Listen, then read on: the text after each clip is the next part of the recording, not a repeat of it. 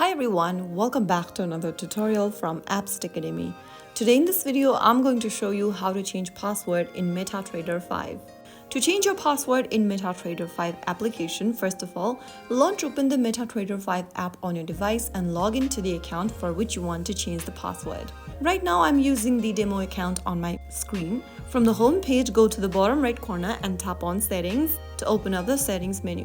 Now select your account name from the top of the screen, whichever account you are currently using. It might be a demo account or a real account. Once you see this accounts tab, click on your name once again and on the next page, click on Change Password. Now you can go ahead and change your master password or your investor password depending upon your preference. I'm going to change the master password. On the next page, write down your current master password in the first field. And then once you are done, type in your new password, confirm the new password once again, and finally click on the Save Password box over here if you want to save the password and click Change at the top right corner. Soon after you do that, you will be able to change your password for your MetaTrader 5 account, whichever account you are using at the moment.